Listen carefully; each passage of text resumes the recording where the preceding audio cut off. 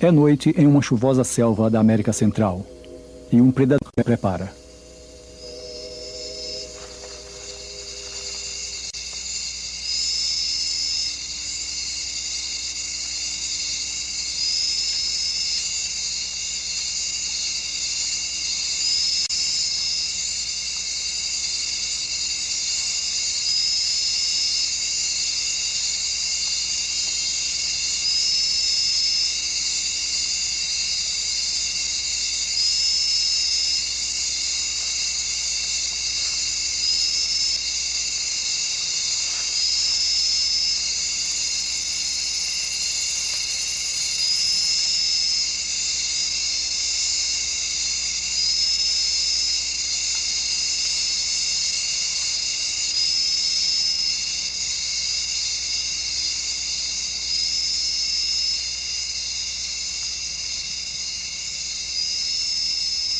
Sua vítima é um jovem morcego.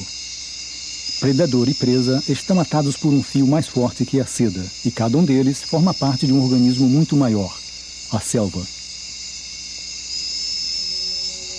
A selva precisa da morte para manter a vida florescente e próspera. Vida selvagem, selva verde, a floresta pluvial da América Central.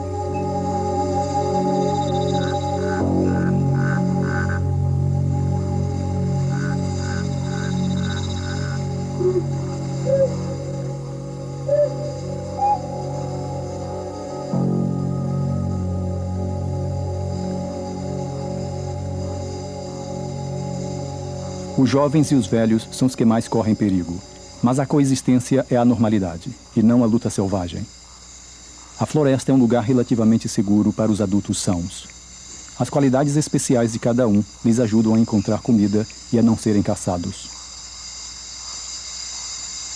O maracajá peludo, com uma facilidade quase inacreditável de escalar, não tem como caçador rival nas copas das árvores.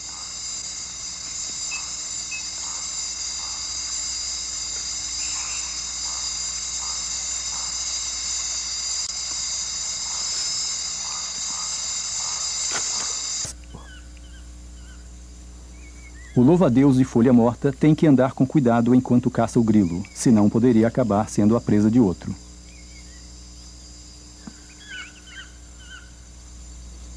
Até mesmo o acasalamento tem seus perigos, se se trata de um louva-a-Deus macho.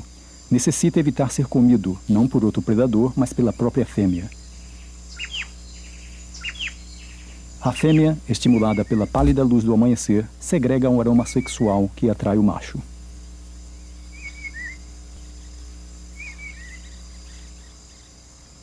Ele aproxima-se cuidadosamente, porque não sabe se ela já se alimentou.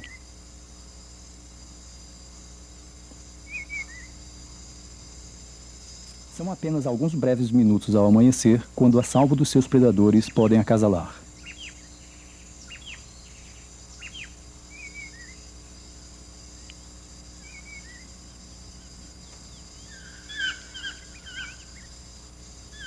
Ao aumentar a claridade, o louva-a-Deus protege-se, utilizando um efetivo disfarce.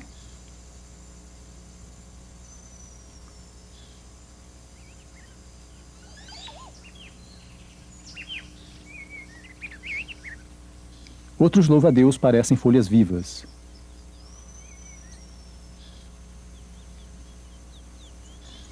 Concentremo-nos no líquen formado nesta folha. Na verdade, trata-se de um gafanhoto-folha. Outros gafanhotos parecem folhas mortas, e alguns deles estão exageradamente camuflados.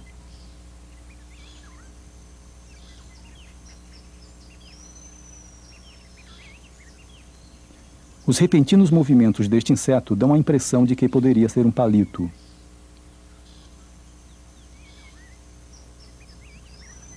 Este salta-árvores parece uma espinha, tentando evitar ser comido.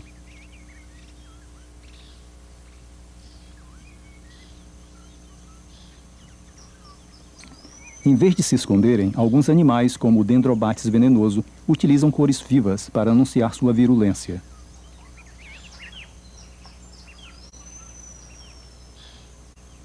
Outros parecem buscar a morte, como esta mosca, que passa toda a sua vida nas costas da aranha orbe dourada, roubando-lhe a comida que necessita.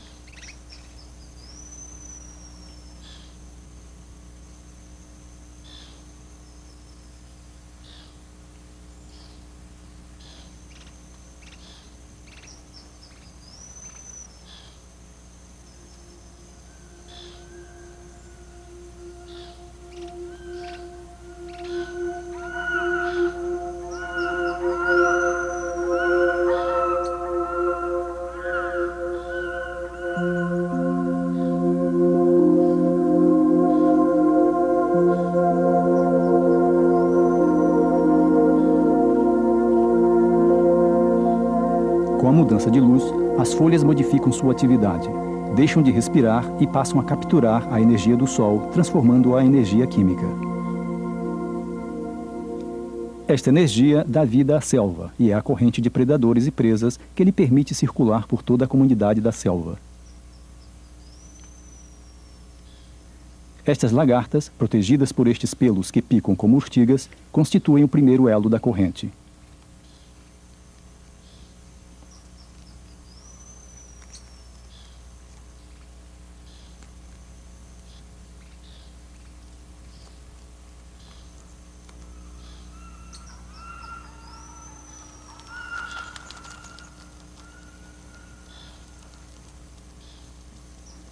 Esta extraordinária estrutura é um bivaque formado por formigas.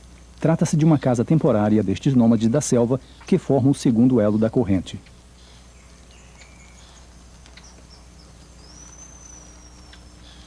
À medida que a floresta se desperta, o bivaque dissolve-se em uma coluna de formigas de correição.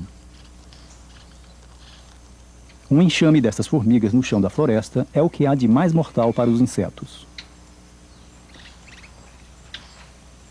Muitos insetos vivem como refugiados solitários, a salvo das colunas assassinas, às vezes por várias gerações, temendo a todo momento seu ataque.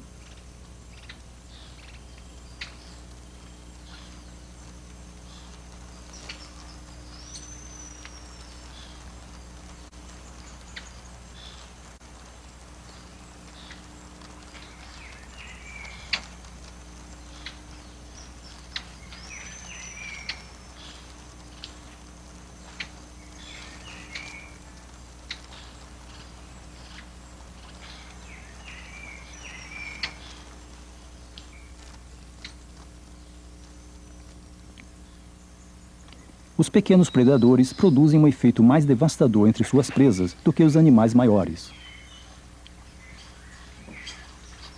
Com frequência, animais como o caititu aproximam-se tanto que podem ser vistos pelos caçadores.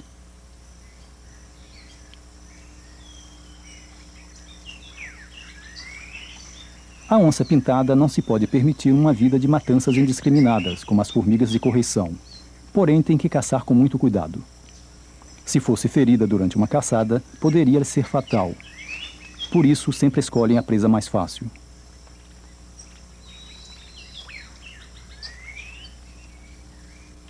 Um peixe encalhado é o ideal.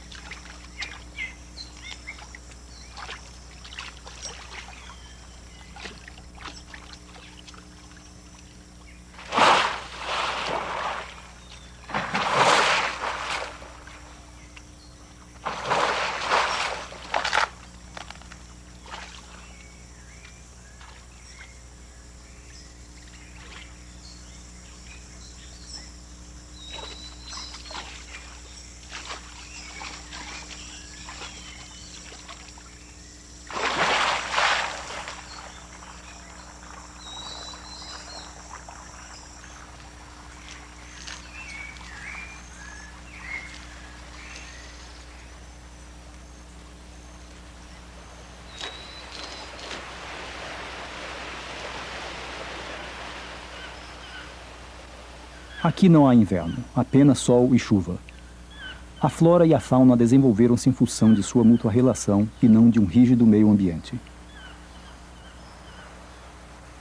O impacto dos predadores e a necessidade de competir por alimento e refúgio forçaram os habitantes da floresta a serem mais especializados em seu relacionamento.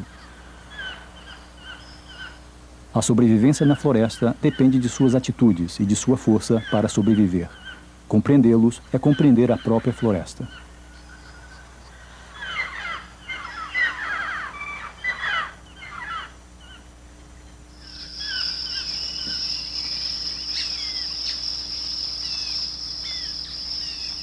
Todas as plantas são continuamente atacadas pelos animais, e a maioria delas buscou formas de defesa.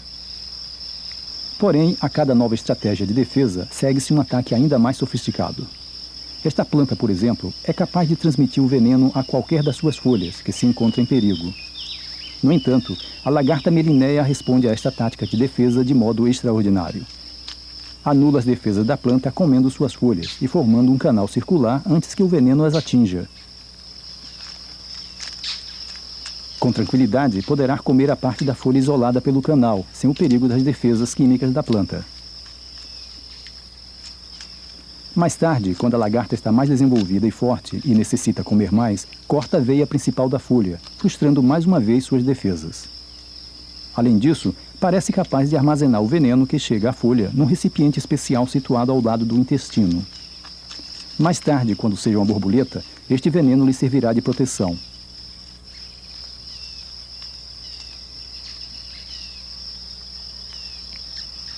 Preparando-se para esta etapa, a lagarta procura um lugar seguro para a sua metamorfose.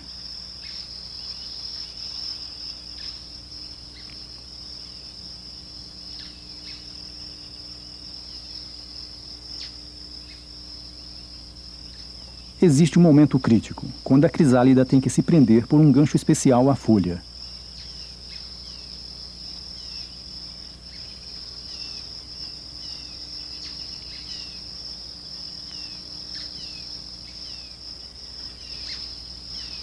Assim estará pendurada com segurança durante sua transformação.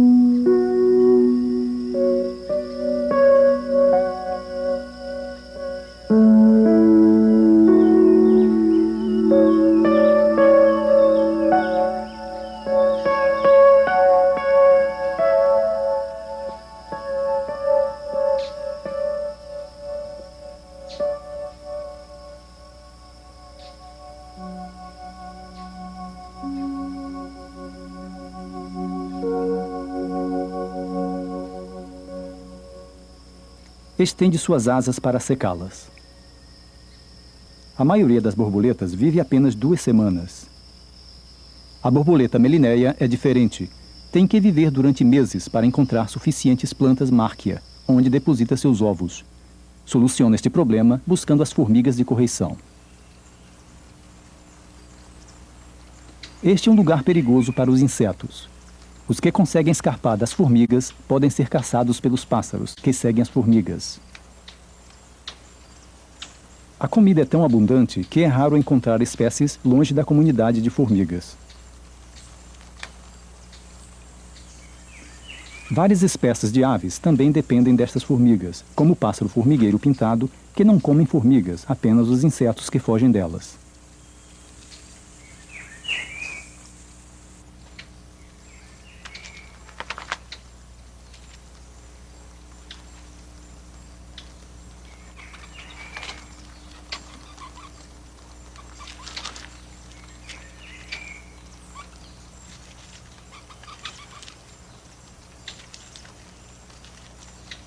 Os pássaros também atacam a borboleta que surge em seu caminho.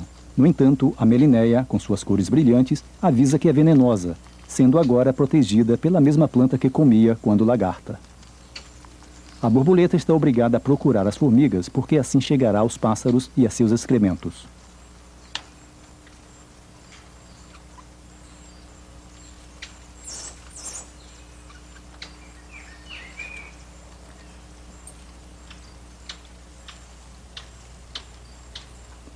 Os excrementos contêm substâncias químicas que lhes são vitais. Aminoácidos que lhe ajudarão a viver mais tempo e a pôr mais ovos.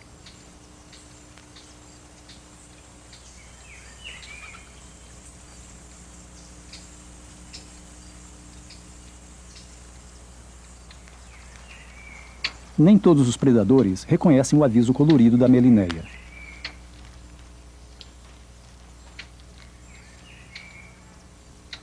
Maior que uma formiga normal, a paraponeira é uma caçadora solitária, guardando a presa para si.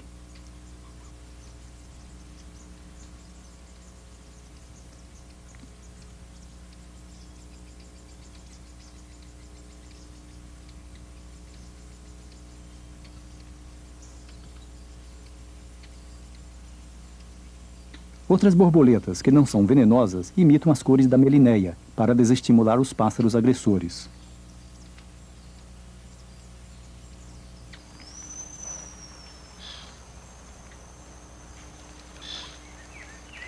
As borboletas melinéia macho também precisam de plantas, mas plantas mortas. Buscam plantas do gênero Heliotropium. Quando estas plantas morrem, produzem outras substâncias químicas alcaloides. As borboletas as absorvem através do probóscide e os utilizam para produzir hormônios ou olores que, exalados pelo pelo, atrairão as fêmeas.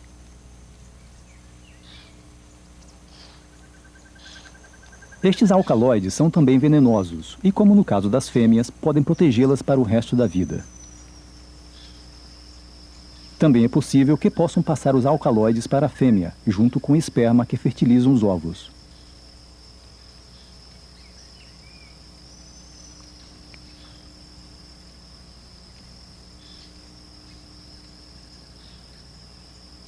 É possível que estes alcaloides as protejam durante a perigosa e solitária tarefa de procurar as plantas Marquia, onde depositam seus ovos.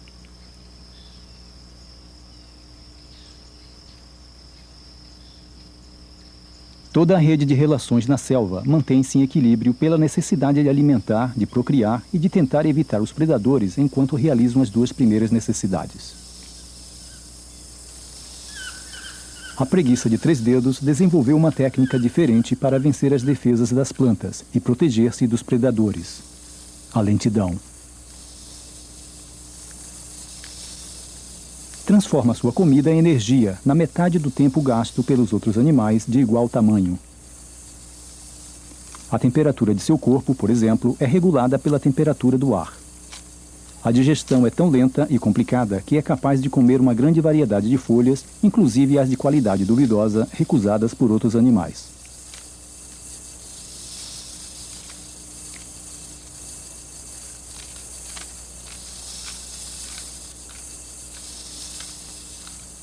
Além disso, não há 2 preguiças que compartam o mesmo cardápio de folhas. Isto reduz radicalmente a competição entre elas e permite que uma grande quantidade de preguiças viva na mesma floresta.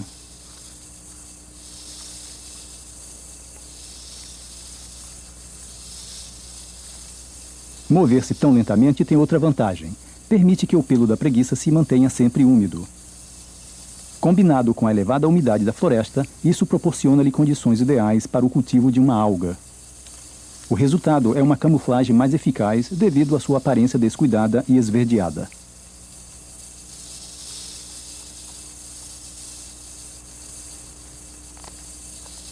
É o ambiente ideal para uma pequena espécie de mariposa que vive no pelo da preguiça, provavelmente alimentando-se da alga.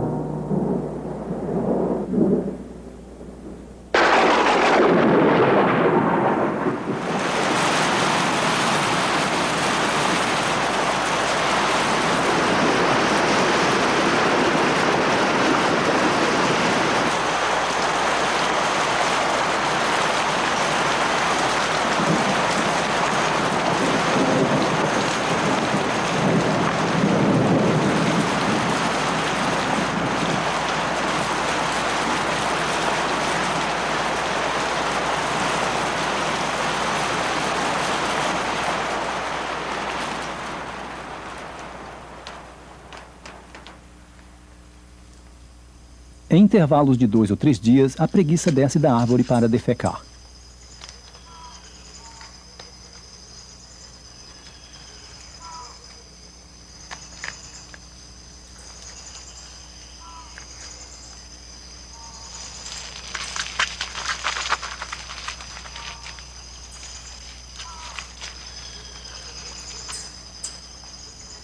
Este momento é vital para as mariposas, que põem seus ovos no excremento da preguiça. Ali, suas larvas se alimentarão e crescerão.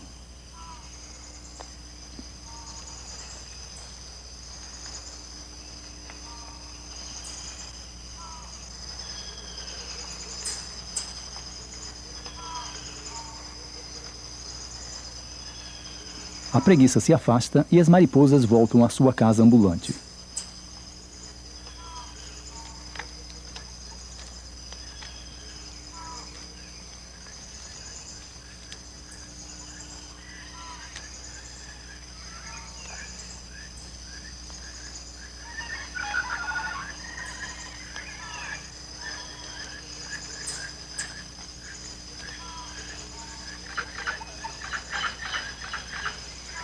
É curioso como um dos animais mais lentos do mundo e com um estranho estilo de vida seja um dos mais abundantes nas florestas da América Central.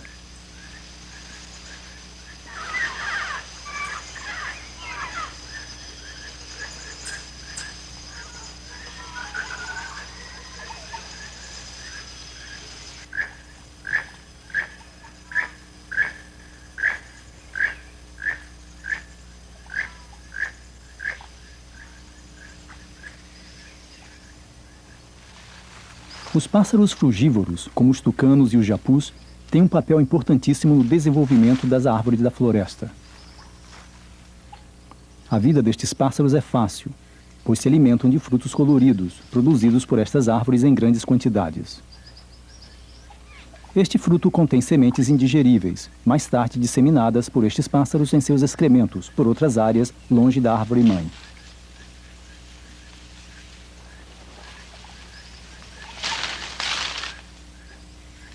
Com comida tão abundante e fácil de encontrar, estes pássaros não têm que passar muito tempo buscando alimento, o que lhes permitiu desenvolver complicados comportamentos de acasalamento e complexas construções de ninhos.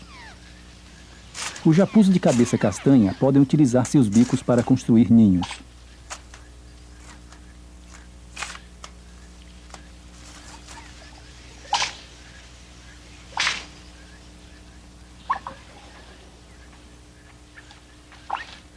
Constroem ninhos fabricando primeiro um aro com as fibras das folhas de palmeira, em que pendurará o ninho em forma de tubo.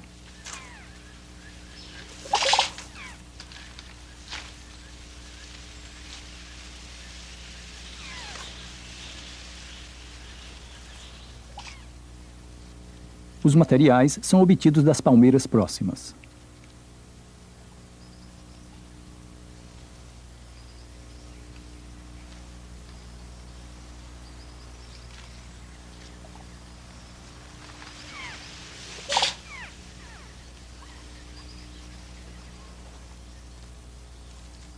Os japus vivem muitos anos, mas como qualquer animal da floresta, suas primeiras semanas de vida são as mais perigosas. Desta forma, é muito importante uma casa num bom lugar.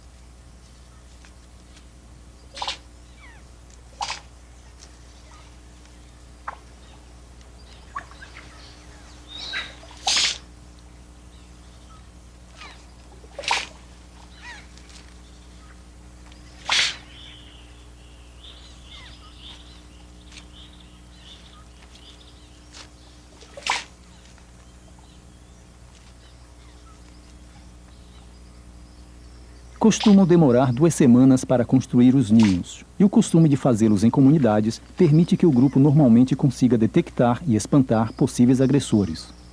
Este é o equivalente ao cuco para esta comunidade. Trata-se de um iraúna fêmea e está vigiando a comunidade de japus. Qualquer tentativa de entrar no ninho é violentamente repelida.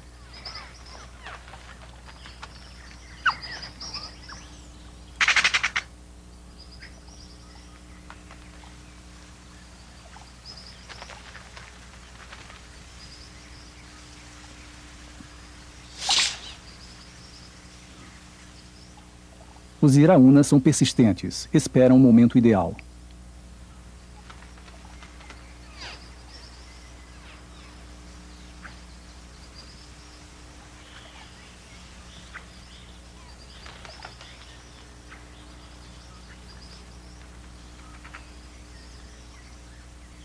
Quer pôr seu ovo no ninho onde houver apenas um ovo de japus.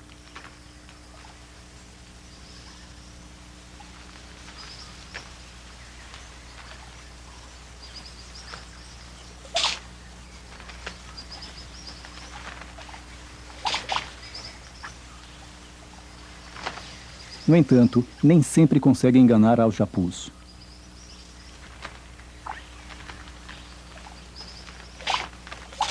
A ameaça mais terrível para o japu é o berne. Nestes ninhos, os filhotes de japus acabam de sair das cascas. Parecem sadios, no entanto, as larvas desta espécie de mosca já atacaram.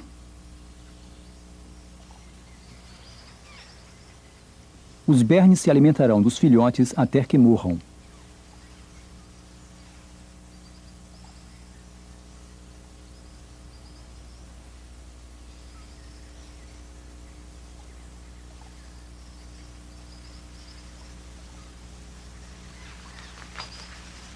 Sem nenhum tipo de proteção, toda a colônia de japus poderia morrer. Os iraúnas tornam-se cada vez mais valentes e encontram cada vez menos oposição dos japus. Embora pareçam mais tolerantes, os iraúnas têm que escolher o momento ideal para porem seus ovos.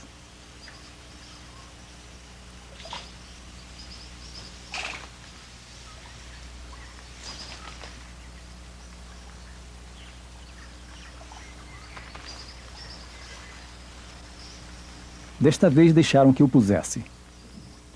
A razão deste consentimento deve-se ao fato do filhote do iraúna ter saído do ovo primeiro e do berne ter atacado. Sem querer, o filhote do iraúna protegeu do japu.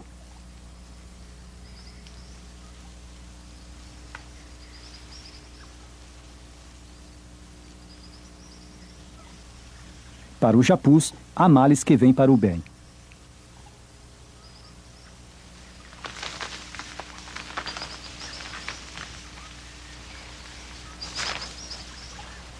Este rei congo macho inspeciona um dos ninhos. É um parente próximo do japu e visita a colônia, com frequência, para se exibir. Sua própria colônia está numa árvore próxima. Como qualquer macho dominante, defende suas fêmeas de outro macho.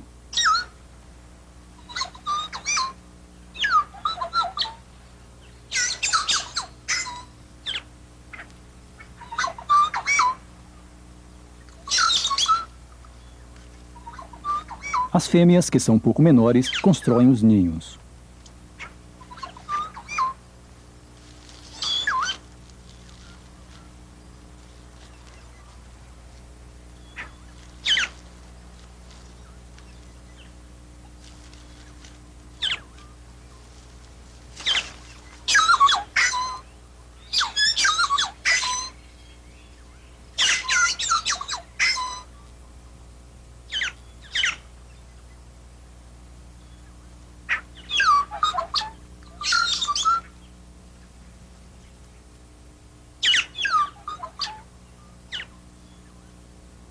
O rei Congo também enfrenta o perigo das larvas de mosca, mas continua espantando energicamente os iraúnas, que buscam uma oportunidade para depositar seus ovos.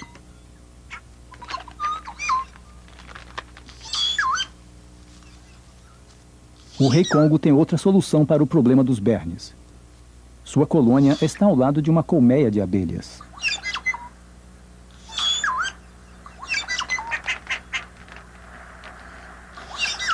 As abelhas são agressivas e numerosas, impedindo que os bernes possam aproximar-se dos ninhos do rei Congo.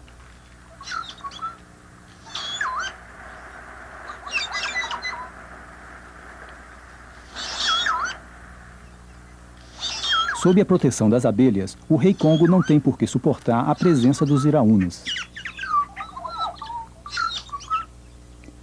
O rei Congo e os japus frugívoros estão livres da pressão constante de buscar alimentos.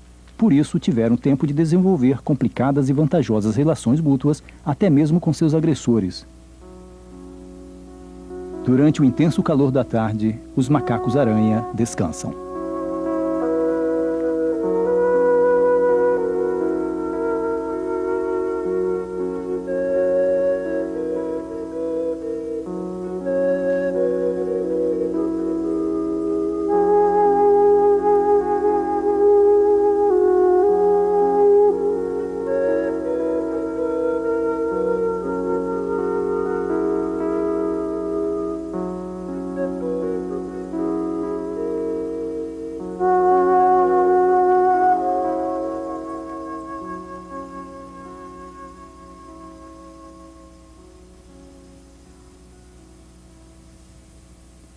A Himenea desenvolveu uma estratégia diferente para dispersar suas sementes e proteger-se dos animais que a atacam e a destroem.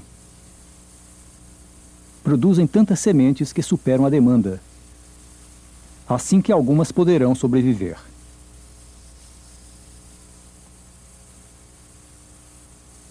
Existem vários tipos de devoradores de sementes. Dentro desta vagem, há um gorgulho adulto que cresceu alimentando-se da própria semente.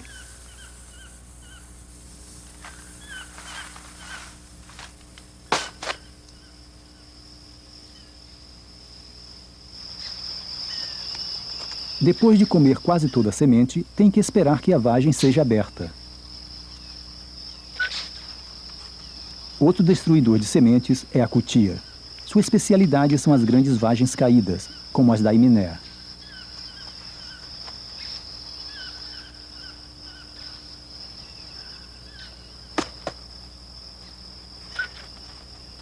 A cutia vive sozinha em seu território, mas a safra desta semente é tão gigantesca que atrai várias cutias.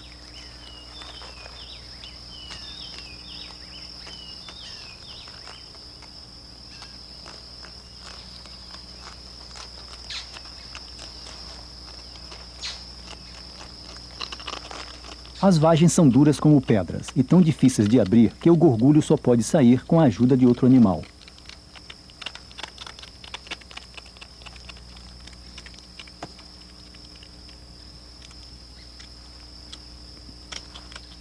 A cutia também alimenta-se de insetos. Desta forma, o gorgulho tem que fingir-se de morto para despistá-la.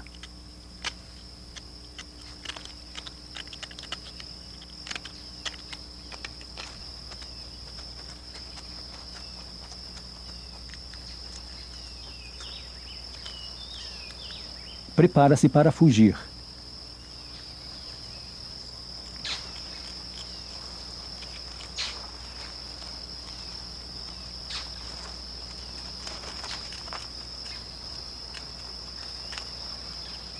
A cutia, satisfeita, levará as sobras ao seu território, onde as enterrará.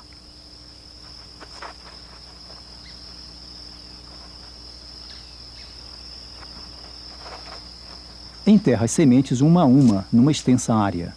Assim, a cutia reduz as possibilidades de ser roubada.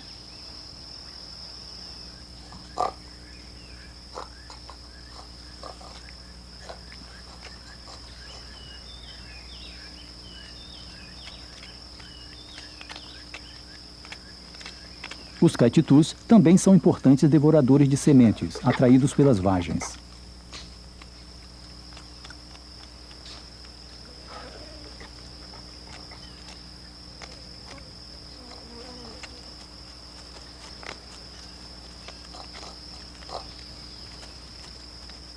Mas não são os únicos.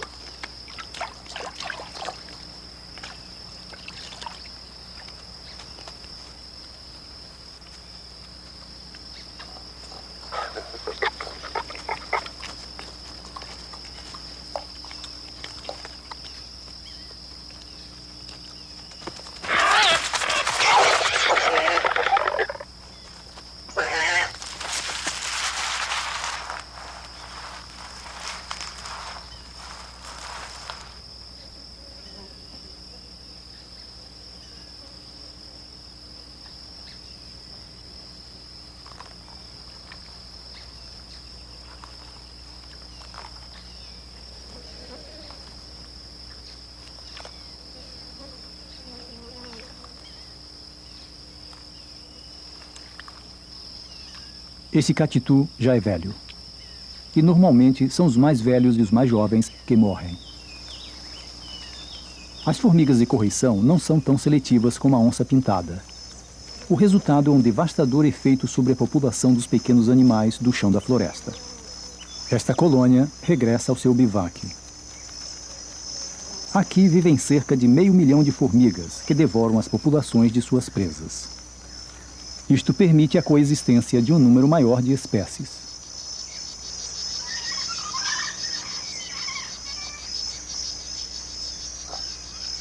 A luta pela sobrevivência afeta os mais vulneráveis. Assim que a floresta, para as plantas e os animais jovens, é um lugar difícil e perigoso. Porém, para um adulto que vive relativamente livre de confronto com outras espécies, a vida é bastante segura.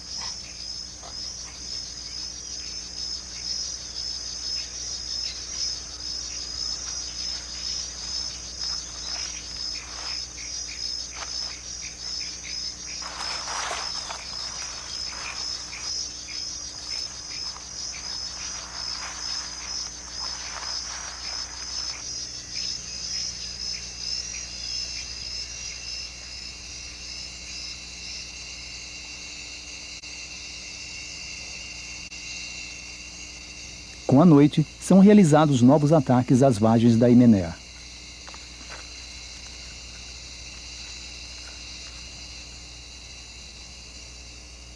As vagens atraem até um jupará, que prefere os frutos menos duros e o mel das colmeias. Em sua busca por comida abundante, se conformará com estas vagens, ainda que seja difícil abri-las.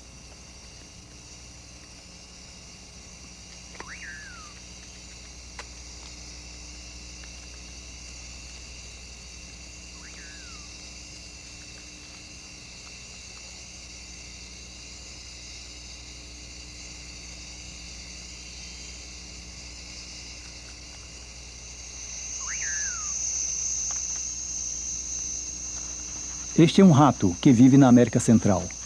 E como a maioria dos ratos, é um oportunista. Quase sempre dedica-se a roubar as sementes da Himenéa, que foram enterradas pela cutia.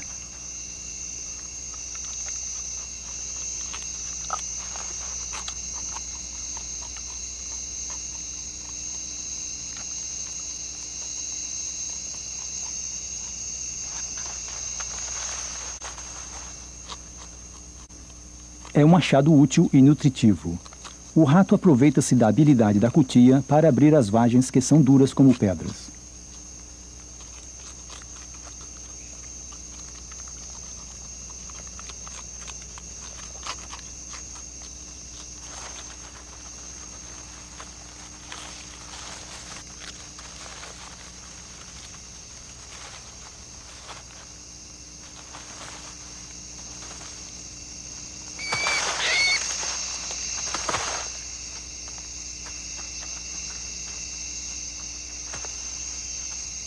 De vez em quando, os maracajás caçam no chão da floresta, mas sempre voltam às copas das árvores para comer.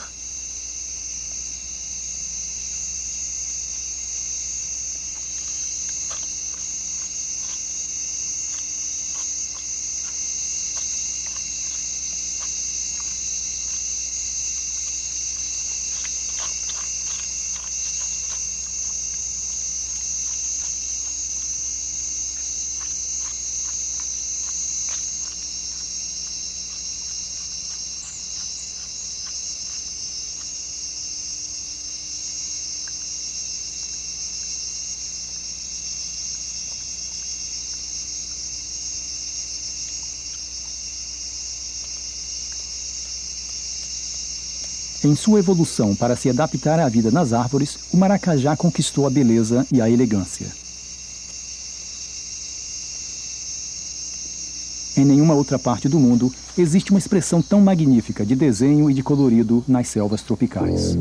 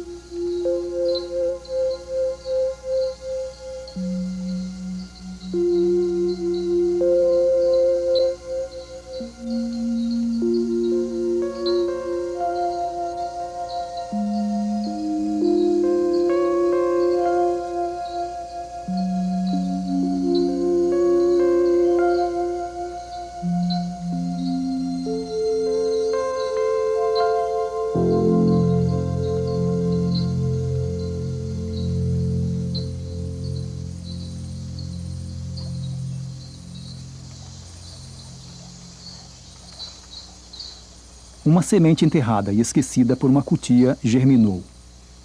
É um importante passo na batalha da Himenéia até transformar-se no gigante da floresta.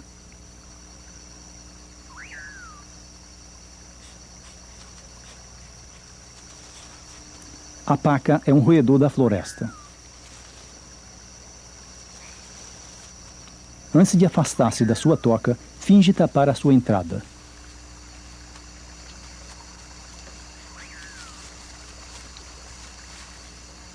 É também um destruidor de sementes.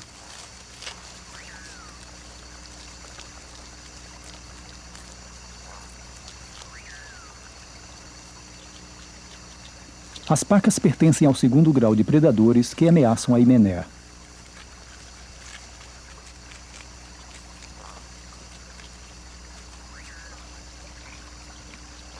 Com uma pressão assim, a maioria das sementes e brotos da Himenéia é destruída gradativamente.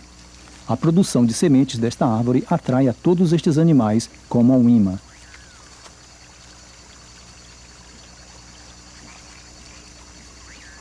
Assim que nenhum broto de Himenéia pode crescer próximo à árvore que o produziu, deixando um espaço que será ocupado por outras espécies de árvores, com diferentes predadores.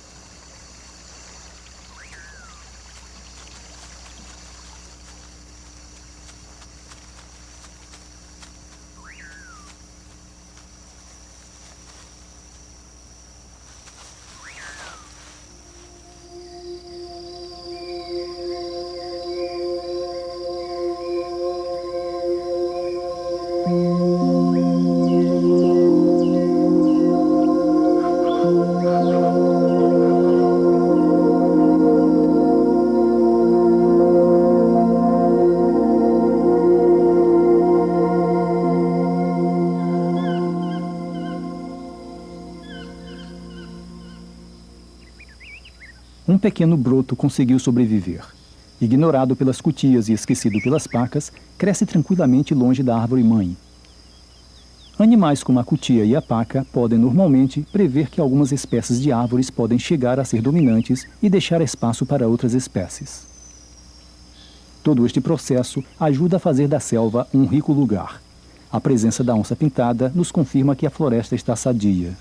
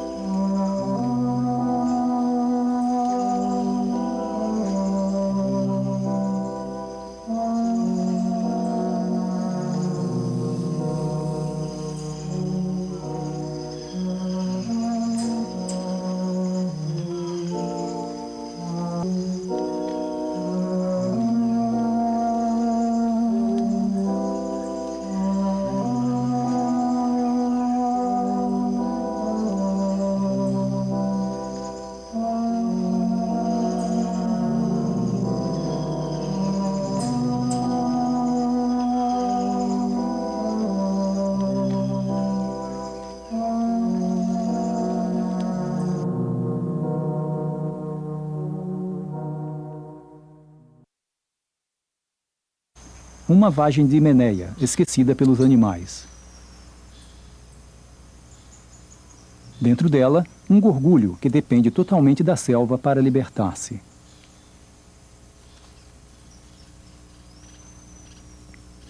Mas uma nova espécie chegou à selva. Alguém que não entende nem conhece suas regras.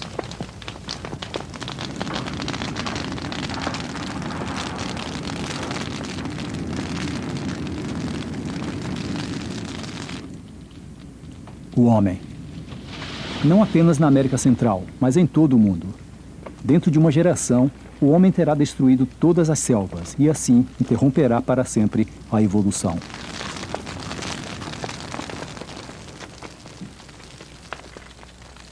Os destruidores de sementes já se foram. O gorgulho abandonado morrerá na terra.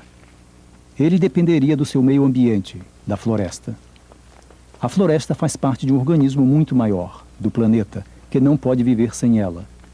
Nós também dependemos dela. Quais serão as consequências quando tiverem desaparecido todas as florestas? A floresta está morrendo. É irônico. Antes, a morte era uma natural e enriquecedora parte da vida. Agora tem outro sentido. É o fim dos nascimentos.